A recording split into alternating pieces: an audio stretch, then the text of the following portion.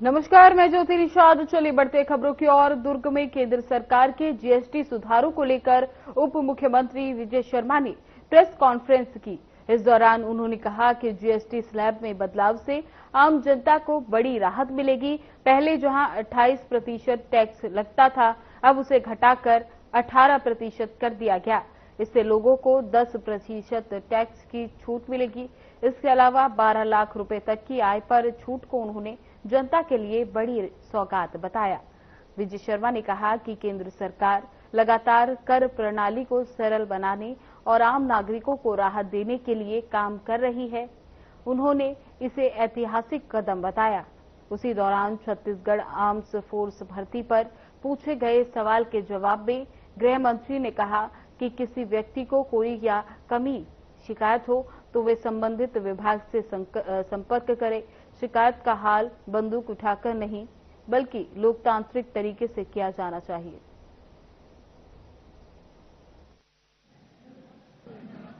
माननीय प्रधानमंत्री जी ने लाल किले की प्राचीर से जब ये कहा कि जीएसटी का नया संस्करण पूरे देश के सामने आएगा, और उसके बाद हम देख रहे हैं कि 5%, 12%, 18% और 40% इतने स्लैब्स में लगने वाले जीएसटी अब मुख्यतः 5% और 18% पर आ गए हैं। मैंने 28% पर जिस विषय पर जीएसटी लगता था, अब उस पर 18% पर लग रहा है।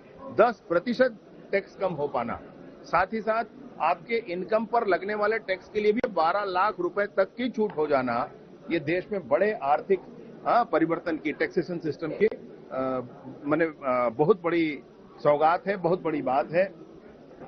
मैं सोचता हूं कि टैक्स पेयर्स जिस तरीके से बढ़े हैं, अभी आने वाले समय में अगर और बढ़ जाते हैं तो टैक्स लगना और कम हो जाएगा। संसाधन सरकारों के पास आ जाएंगे तो बहुत सारे इंफ्रास्ट्रक्चर डेवलपमेंट के काम भी बहुत अच्छे से हो पाएंगे और व्यवस्थाएं भी खड़ी हो पाएंगी। तो इसलिए जीएसटी जिस तरीके से साहस के साथ लागू किया गया 2017 में, और अब तक हम देख रहे हैं कि अनेक पायदान हम आगे बढ़ते हुए आज जिस स्थिति में पहुंचे हैं, ये हमारे देश के लिए बहुत अनुकूलता का विषय है। कोई व्यक्ति किसी को कुछ कमी हो जाए, कुछ शिकायत हो जाए, तो वो क्या बंदूक उठा लेगा? और क्या ऐसे करने देना चाहिए? मेरी बात समझ रहे हैं आप? आपके अगर कोई दिक्कत है, आप बंदूक उठाओगे? ऐसे समाज चलता है? ऐसे नहीं होता है।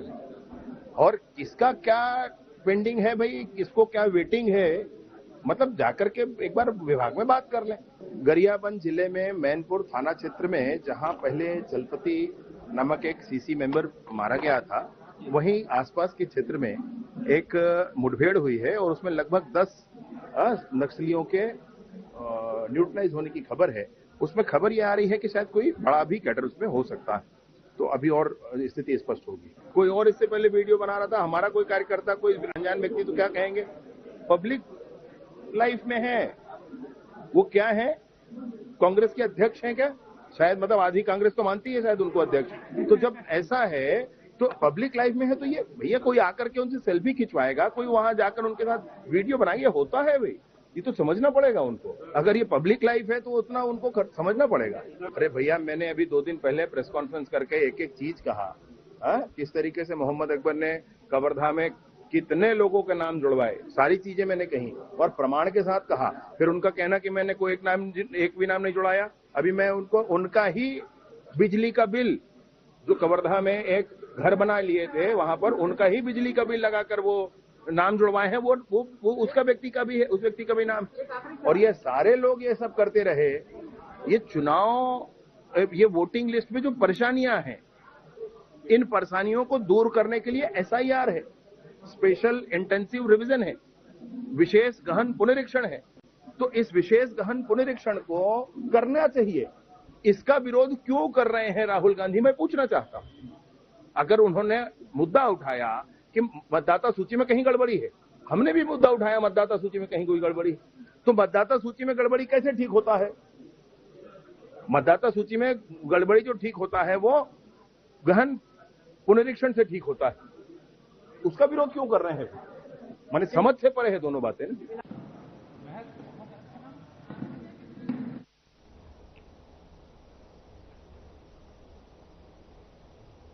छत्तीसगढ़ के बीजापुर जिले में सुरक्षा बलों ने नक्सल विरोधी अभियान में बड़ी सफलता हासिल की है।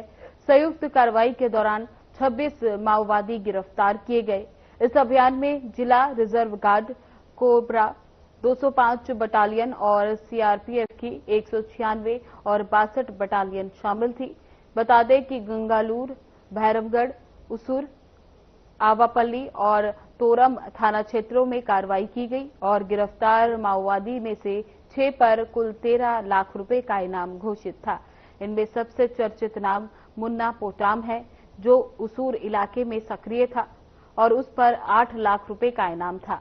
पुलिस अधिकारी ने कहा वे लंबे समय से नक्सली गतिविधियों में शामिल था और कई घटनाओं का मास्टरमाइंड भी रह चुका है।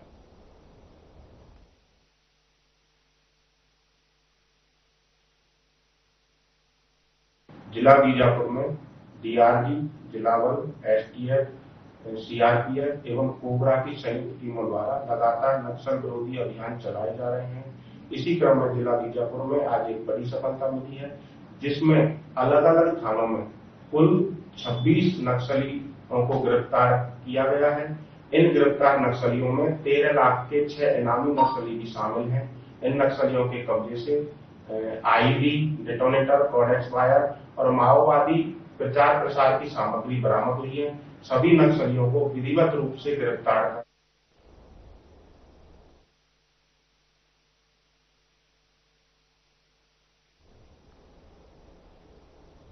छत्तीसगढ़ में सक्ती जिले में स्वास्थ्य विभाग के कर्मचारी को सोशल मीडिया पोस्ट के चलते शो कॉज नोटिस जारी किया गया।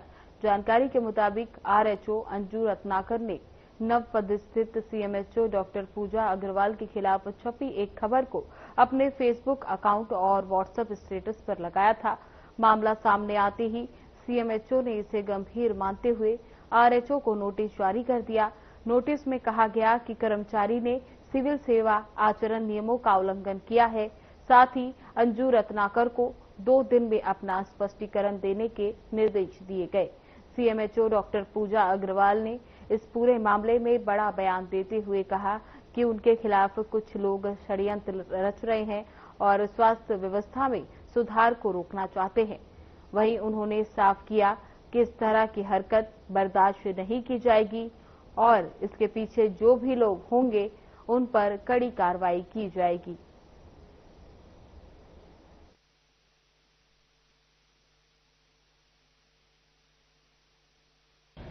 पता चला कि हमारे यहाँ की एक आरएचओ अंजू रत्नाकर ने अपने सोशल मीडिया पे एक अपने ही विभाग के अधिकारी के लिए कुछ फेसबुक पे कुछ पोस्ट किया, तो उसके लिए फिर मैंने एक शो कॉज नोटिस उसको दिया है और 2 दिवस में ही उसको स्पष्टीकरण के लिए बोला है। जैसे ही उसका स्पष्टीकरण आता है और तो उसके लिए फिर हम लोग कार्रवाई करेंगे।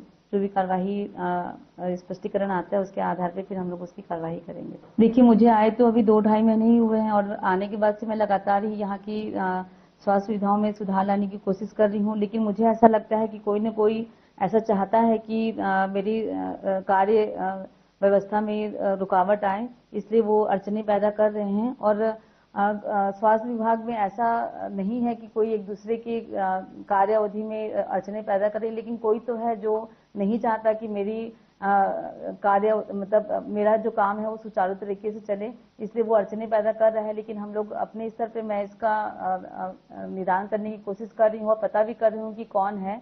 जैसे ही इसका पता चलेगा तो मैं उसके लिए भी कड़ी कार्रवाई करूंगी।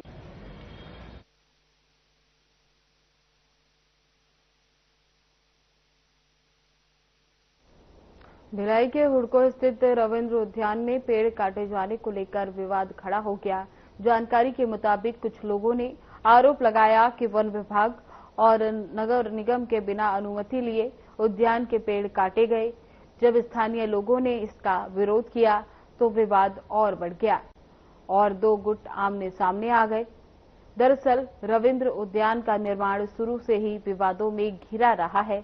इस संबंध में पहले से ही एक मामला हाई कोर्ट में विचाराधीन है। वहीं अब पेड़ काटने का मुद्दा उठने से विवाद और गहरा गया। स्थानीय लोगों का कहना है कि ये कार्रवाई पूरी तरह से अवैध है।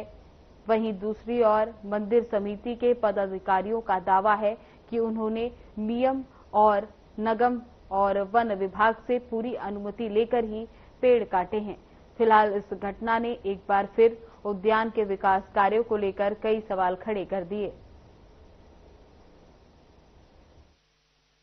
छाटना भी इन लोगों को है ना, बिल्कुल खेलने नहीं देते। हमारा बॉल अगर अंदर भी चले जाएगा तो उसको मना किया जाता है। कौन यहाँ पे जो पंडित होते हैं वो आंटी भी हैं, हाँ मंदिर के, और यहाँ आजू बाजू के जो बंगाली कम्युनिटी वाले हैं। क्रिकेट ही बस खेलते हैं और कुछ नहीं, है ना। और कुछ पौधा वौधा भी नहीं तोड़ते हैं, और बस ये जाली में छू देंगे ना तो बोलते हैं कि तुम लोग जाली को हिला हिला के तोड़ देते हो, तुम लोग बिल्कुल मत खेलो। और जो पिच रहता है उसमें जानबूझ के पानी डाल देंगे। अभी देख सकते हैं पूरा झाड़ी वाड़ी डाल दी है। निकेतन वाले आए दिन कुछ न कुछ नए नए हरकत करते रहते हैं। ये अपना हाई कोर्ट में केस चल रहा है, जो कि इन लोगों को हाई कोर्ट ने आदेश दिया था एसडीएम को कि ये पूरी जितनी भी विवादित जमीन है और भवन है इसको अपने आधिपत्य में लिया जाए। उन्होंने आकर के अपना ये बोर्ड गाड़ दिया, एसडीएम ने ले लिया है, लेकिन ये नाम मात्र का ही है।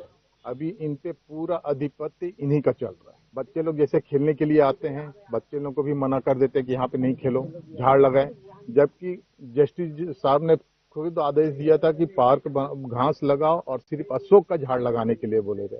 और ये नया नया फैंसी वाले झाड़ लगा करके जो कि झाड़ी वगैरह खाते जानवर लोग खाते हैं, भी स्वाभाविक है कि वो जानवर खाएंगे, वो नुकसान पहुंचते, तो बोलते कि हमारा नुकसान है। यहाँ पर बच्चे लोग को खेलने नहीं दिया जाता।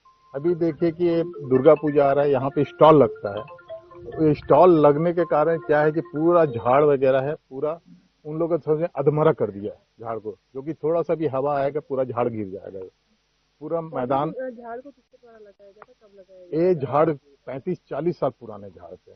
नीम का झाड़ है, बादाम का झाड़ है, प्लस क्या बोलते हैं अपना करंज का झाड़ है, इसको काटा गया। समस्या ये, अब देखिए यहाँ पे जैसे कि ये मेन जगह जो है ये मार्केट का पार्किंग स्थल था, इसके ऊपर एक ड्रेनेज लाइन है, उसके ऊपर में इन्होंने गार्डन बनाया, जबकि इधर में नहीं बनाना था। पार्क गार्डन बनाना था उधर दूसरी जगह जहाँ पे इन लोग अतिक्रमण करते हैं वहाँ पे। यही शासन से हम यही चाहते हैं कि इसको यहाँ से मुक्त किया जाए और इनके आधिपत्य से हटाया जाए। यहाँ पे रह रहे हैं लेकिन दहशत में रह रहे हैं, क्योंकि यहाँ पे जो बबलू विश्वास, रूपक दत्ता, श्यामल राय और 2-4 जन इतने दहशत फैलाए हुए हैं कि हम लोग के यहाँ पे जीना और रहना मुश्किल हुआ है। देखिए कि यहाँ पे झाड़ है, झाड़ में के गर्मी में आदमी लाइट नहीं रहे तो मतलब उसमें आदमी छाया में बैठ करके अपना टाइम पास करता है। वो पूरा डंगाल उन लोग काट दिए। डंगाल काटने के लिए भी परमिशन लेना पड़ता है, विदाउट परमिशन इन लोग काट दिए हैं। ऊपर से हमारे आस पड़ोस के भैया लोग जब मना किए तो उन लोग से इन लोग बकझक करते हैं और बोलते हैं कि हमारे हिंदू तत्व पे ये पर्यावरण विरोधी खुद बन गए हैं और हिंदू विरोधी हम लोगों को बोल रहे हैं। पेड़ को बबलू विश्वास, श्यामल राय, रूपक दत्ता इन लोगों ने खड़े होकर के काटा कटवाया। अब उन्हीं लोग बता सकते हैं। और भैया लोग जब ऑब्जेक्शन उठाए हैं तो उन लोग को बोलते हैं हिंदू विरोधी हो किया हुआ है, उसके बाद में काटने के बाद में शिकायत किया गया है। और बाकी विशेष तो भैया बता सकते हैं कि मतलब वहाँ पे क्या लिखा पढ़ी हुआ, पंचनामा बना करके ले गए हैं। और इन लोग क्या, देखिए हम लोग यहाँ पे हनुमान चालीसा करते थे, वहाँ पे देखिए गेट को ना पूरा उन लोग अपने पैक कर दिए हैं पूरा। नगर निगम वाले आते हैं, हम लोग खोलवाने की कोशिश किए, नगर निगम वाले को भी इन लोग भगा देते हैं। इतनी दादागिरी यहाँ पे है। और बोलते हैं हमारा हिंदू तत्व, हिंदू विरोधी। यहाँ पे स्टॉल लगाने के लिए इन लोग ऐसे किए हैं। हम लोग हिंदू तत्व इतना मानते हैं कि हम लोग 9 दिन सेंधा नमक खाते हैं, नमक तो नहीं खाते हैं। और इन लोग यहाँ पे स्टॉल मुर्गा, मटन, अंडे का स्टॉल लगवाते हैं। उसके लिए इन लोग पूरा झाड़ काट दिए हैं एक नवरात्रि के दिनों में। और एक झाड़ तैयार होने में कम से कम 20-25 साल लग जाते हैं। और इतने मोटे मोटे तन्हे काटे हैं, उन लोग को दया भी नहीं आई। बच्चे जैसे झाड़ होते हैं उनके ऊपर निर्दयी जैसे पूरे काट बैठे हैं। इन लोग की क्या है समझ में नहीं आ रहा दादागिरी, है ना। यहाँ पे जितने भी हम लोग महिलाएं यहाँ पे बैठते हैं, गालियां बकते हैं, अंदर से गालियां बक के चल देता है, क्योंकि इन लोग की गुंडागर्दी यहाँ पे चल गए हैं। बबलू विश्वास है, रूपक दत्ता है, हमारे प्रति तो उन लोग केस भी कर दिए जबरदस्ती का। 12 अक्टूबर को 2024 में 12 अक्टूबर को हम लोग माड़ी धाम से आए। हम लोग यहाँ रहते भी नहीं है नवरात्रि में, 9 दिन नांदगांव रहते हैं।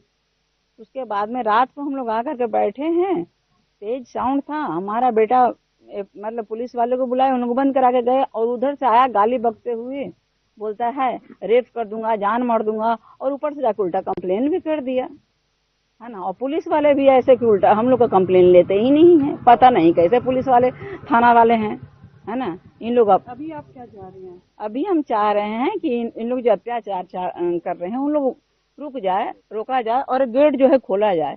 मार्केट वाले के प्रति ऐसे क्यों कर रहे हैं? नगर निगम हो चाहे जो भी है, अंदर जाने की परमिशन नहीं दे रहा है ना। और आप देखो ना, पूरा बंद करके रखा हुआ है, आप देखने की चीज है, पूरा बांध दिया पूरा ये गेट। बच्चे लोग को खेलने तक नहीं दिया जाता है, बच्चे लोग को भगा दिया जाता है। बोलता तुम्हारा खेलने के लिए पूरा डंगालियां काट काट के बच्चों को खेल है वहाँ पे सब रख दिए हैं। ये देख लीजिए, ये पेड़ के ऊपर चढ़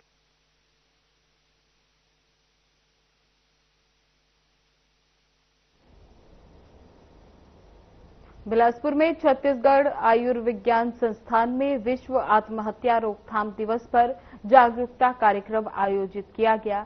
इस अवसर पर मुख्य अतिथि अधिष्ठाता डॉक्टर रमेशण मूर्ति, चिकित्सा अधीक्षक डॉक्टर रखनलाल सिंह सहित कई वरिष्ठ चिकित्सक मौजूद रहे। कार्यक्रम में मनोरोग विभाग अध्यक्ष डॉक्टर सुजीत नायक ने प्रस्तावना दी।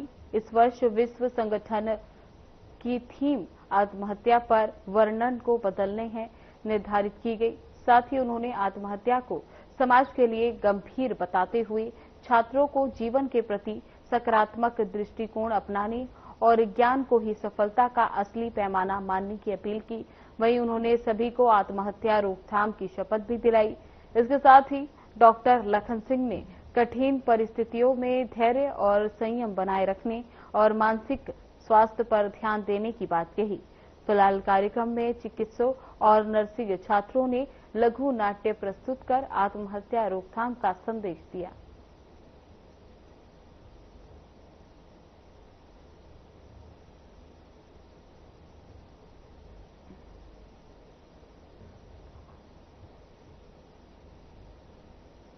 बीजेपी मुख्य प्रवक्ता संतोष पांडे का बयान सामने आया है। उन्होंने नेपाल हिंसा, पूर्व मंत्री अमरजीत भगत के माइक छीनने और पूर्व मंत्री शिव डहारिया द्वारा चमचा कहे जाने पर अपनी प्रतिक्रिया दी है। संतोष पांडे ने क्या कुछ कहा, आइए आपको सुनवाते हैं। में स्थिरता वास्तव में चाहे बंगाल हो, बांग्लादेश हो, बांग्लादेश, श्रीलंका, अब नेपाल, तो कुछ विश्व के ऐसे देश हैं जो अपने आप को सर्वे सर्वा मानते हैं, वो अस्थिर करना चाहते हैं और वे नहीं चाहते कि छोटे देश भी स्थिर रहे, क्योंकि उनके स्वार्थ की सिद्धि नहीं होती। इसी प्रकार से जिस प्रकार से शेख हसीना को हटाया गया, बांग्लादेश में हुआ, श्रीलंका में हुआ था, अभी ये हुआ है, ये मात्र मामला टिक टाक का नहीं है, ये मामला कुछ और है और वो आने वाले समय में स्पष्ट हो जाएगा।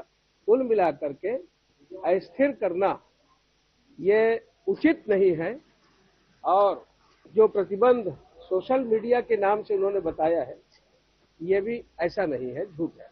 मैं तो आज पूछना चाहता हूं कि दीपक बैस किसके चमचे हैं, या महंत जी या चौबे जी या जितने भी हैं, ये किसके हैं भाई, ये बता दें। तो हमारे यहाँ तो माननीय प्रधानमंत्री जी कहते हैं मैं चौकीदार हूं, मैं सेवक हूं, और यहाँ सभी सेवक के भाव से काम करते हैं। आप देखे होंगे कि माननीय चिंतामणि महाराज और रायगढ़ के सांसद राठिया के बगल में पीछे कुर्सी में प्रधानमंत्री जाके बैठ जाता है। एक सहज सरल कार्यकर्ता, सर्वसमावेशी, सर्वस्पर्शी ये भाव है। और ये जिस प्रकार से भाषा का प्रयोग कर रहे हैं, ये कांग्रेस में ही ये अंतर कला और उभर के आ रही है और ये होना ही है। ये आदिवासी का अपमान है। देश में राष्ट्रपति बनाने की बात होती है तो एक आदिवासी को बनाते हैं, प्रदेश में मुख्यमंत्री बनाने की बात होती है तो आदिवासी को बनाते हैं। चाहे गुंडाधुर हो, चाहे धरती आबा बिरसा मुंडा हो, चाहे वीर नारायण सिंह हो, चाहे सुरेंद्र साय हो, ये आदिवासियों को सम्मान देने का काम भाजपा करती है। उसके नाम से अनेक अवार्ड और पुरस्कार देती है और ये अपमान करने का काम करते हैं। छत्तीसगढ़ का दुर्ग बीजेपी जिला पंचायत अध्यक्ष बनने के बाद सरस्वती बंजारे ने अपने जन्म दिवस पर अहिरवारा में अपने नए घर का गृह प्रवेश किया। इसके साथ ही अपना जन्म दिवस भी मनाया। हजारों की तादाद में पार्टी कार्यकर्ता और आम लोग उनके जन्मदिन पर शामिल हुए। लोगों ने आकर उन्हें जन्म दिवस की बधाई दी। क्षेत्र की जनता, खास तौर पर महिलाओं ने उनकी अध्यक्ष बनने के बाद मिली मदद की सराहना की। आपको बता दें कि महिलाओं ने कहा कि अध्यक्ष बनने के बाद उन्हें काफी मदद मिली है। सरस्वती आम आदमी की तरह लोगों से मिलती हैं, उनकी समस्याएं सुनती हैं और तत्काल निवारण करवाती हैं। तो वहीं सरस्वती बंजारे का कहना है कि वे एक सामान्य परिवार से आती हैं और उन्होंने गरीबी देखी है। वे गरीब लोगों और खास तौर पर महिलाओं की समस्याओं को समझती हैं और जानती हैं। उनका विजन महिलाओं और समाज के लिए अच्छा काम करना है। उन्होंने अपने 2 महीने की सैलरी को सरकारी स्कूल की छात्राओं को कॉपी बांटने के लिए समर्पित कर दिया। आपको बता दें कि कॉपी प्रिंट आउट करवाकर स्कूली छात्राओं और गरीबे बच्चों को दान कर दी।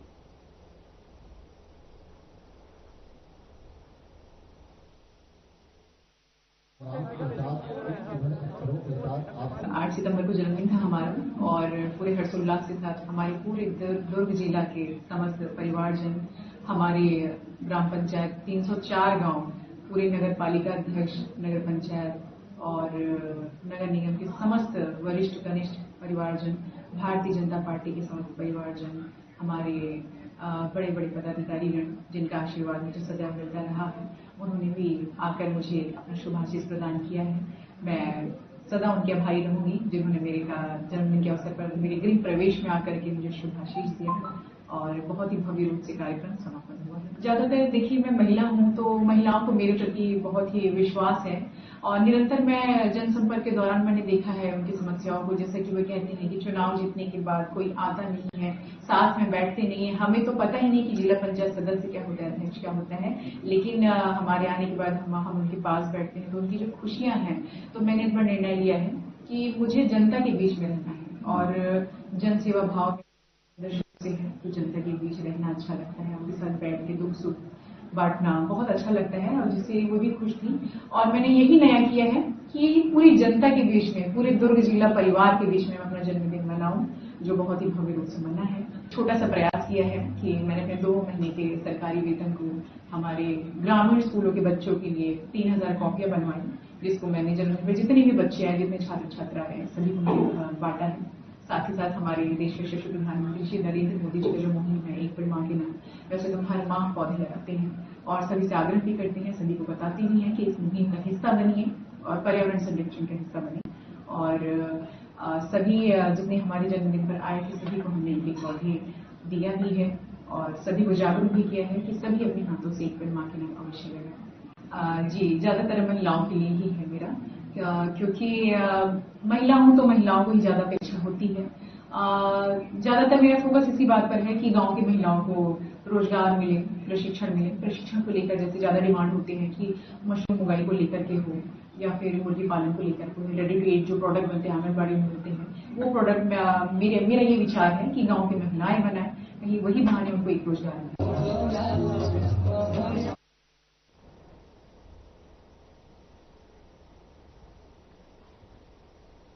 दुर्ग जिला ग्रामीण कांग्रेस अध्यक्ष राकेश ठाकुर के नेतृत्व में प्रदेश कांग्रेस महामंत्री राजेंद्र साहू की उपस्थिति में कलेक्टर को किसानों की खाद की कमी को लेकर गाड़ा बैला रैली निकालकर ज्ञापन सौंपा गया।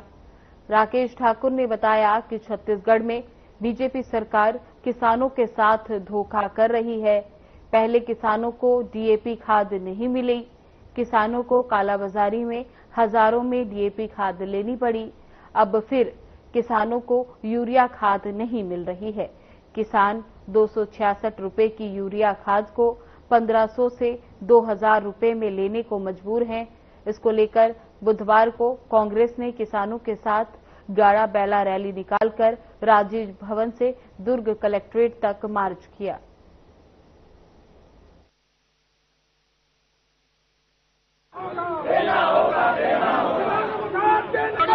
आज जो बैलगाड़ी लेकर आए हैं उसके बहुत बड़ा कारण ये है कि 2 साल से ये सरकार कुंभकर्णी नहीं, उसको किसी बात की चिंता नहीं है। अगर चिंता है तो उसको खुद की चिंता है। सरकार लगी हुई है, उसको ना युवाओं की चिंता, ना किसानों की, ना महिलाओं की, ना सर्वहारा वर्ग की। किसान आज सड़क पर इसलिए उतरे हैं, आप देखिए सब किसान लोग यहाँ पर आए हैं और हम लोग शहर के लोग इसलिए आए कि हम लोग भी अन्न खाते हैं, अन्नदाता है किसान। भारतीय जनता पार्टी की सरकार को मर्यादा में रहना चाहिए, जनता मर्यादा में रहने। पूरे छत्तीसगढ़ के परेशान हैं, यही किसान है जिसको पूरे देश में सम्मान, सबसे ज्यादा सम्मान छत्तीसगढ़ के किसानों को सम्मान कोई दिलवाए थे तो भूपेश बघेल जी थे। आज किसान अपने आप को ठगा महसूस कर रहे हैं। जब रोपाई का समय है, डीएपी की जरूरत थी, डीएपी किसानों को नहीं मिला, खुला मार्केट में उनको 1,500, 2,000, 2,500 में लेना पड़ा। आज जब यूरिया की जरूरत है, किसानों का अंतिम